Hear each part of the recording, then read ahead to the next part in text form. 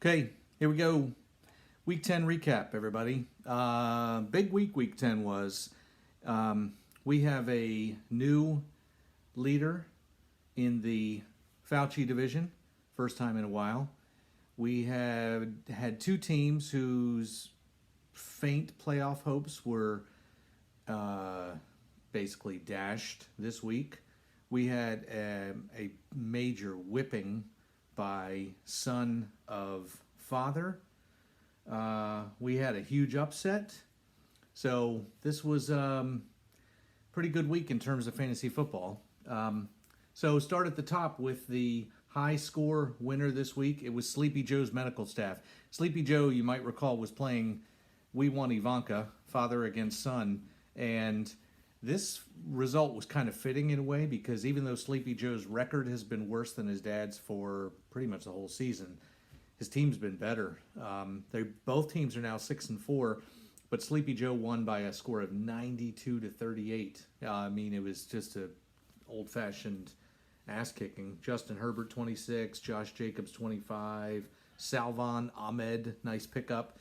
Dolphins running back once they cut Jordan Howard, and with no Myles Gaskin, he had 14.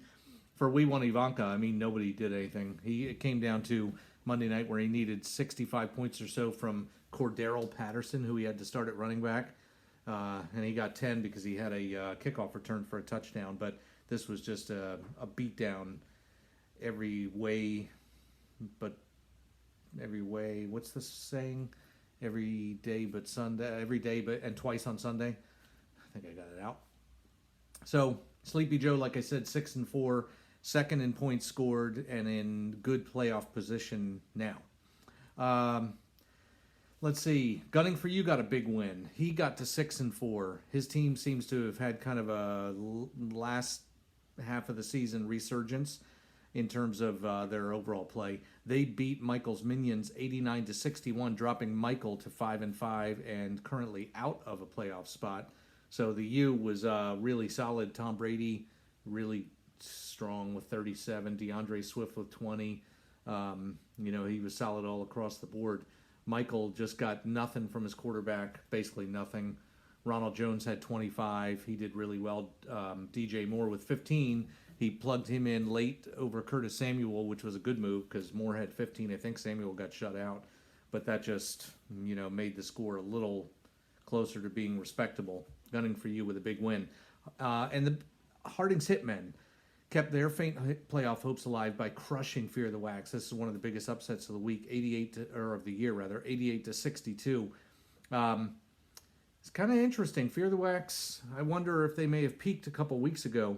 This happened last year. I hate to bring it up again, but Fear the Wax is still 7-3. Obviously going to make the playoffs. Would take a real collapse for them to lose the division because they've got a big point scored lead. So even if somebody ties them for division lead, they'll still probably take the division. But Russell has not been cooking lately. He's been turning the ball over and has really faded. So has Derrick Henry. So, there's some chinks in the armor for Fear the Wax. And for the Hitmen, their big win, like I said, got them to 4-6. The way I see it right now, there are the two division winners, and all the 6-4 teams right now would make the playoffs with 3 weeks left. There's one 5-5 team, and then the other teams that are 4-6 are still in it. They really probably have to run the table and get some help, but they're still alive. And the Hitmen are one of those teams. As far as the two teams that got knocked out of the playoffs essentially this week, it was More Than a Thielen beating Leroy Stop Barking 84-78. Both teams were 3-6 coming in. More Than a Thielen with the clutch win to knock my team out. Thanks, Lou. Alvin Kamara was big with 27. The game came down to Monday night where Lou needed 10 points from Adam Thielen. He had 9, I think, in the first quarter. He caught a touchdown early, and I thought, it's over. And then he did basically nothing all game until he caught another dinky little touchdown pass in the fourth quarter to give Lou the win. I didn't sleep well. But for More Than a Thielen, now 4-6, he's still in it. Leroy Stop Barking is not in it. The other team that got knocked out this week, essentially, is Team Smack. who lost a heartbreaker to Mask Aversion 73-72. I mean, Mask Aversion got a big game from Aaron Rodgers, but really it came down to two things. DeAndre Hopkins with that miraculous catch to end the game against the Bills. That gave him an extra, whatever it was, 10 or 11 points, I guess, for Mask Aversion, which kept him in it, or actually gave him the lead. And then Team Smack needed just an okay game from Dalvin Cook. He fell 1 point short as the Bears defense kind of shut him down. He got good yardage, but he didn't score. So that was the difference. So Mask Aversion with a big win to get to 6-4, and Team Smack with a really heartbreaking loss to finish 3-7. So Team Smack and Leroy are now out of it. I guess we can, go have lunch or something next week while the rest of you are watching your computer screens hoping for fantasy football wins. We have nothing to play for. Team Smack, you're buying since you've got $10 from a high score win. Let's see. Catalina Wine Mixin also kept their playoff hopes alive, beating Rolling with Mahomes 64-57. This one was not pretty.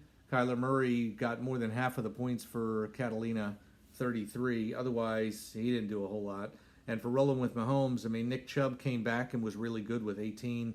And, but she needed 20 points from Justin Jefferson Monday night. Justin Jefferson had a huge game, but Thielen vultured both of the touchdowns after Jefferson would get him down the field. He had like 130-some yards receiving, so it wasn't quite enough. Catalina Wine Mixin wins 64-57, and that dropped Rolling with Mahomes to 6-4, where she is now tied for first with Mask Aversion, but a little bit behind in points scored. So Mask Aversion is in first place in the decidedly weaker Fauci division.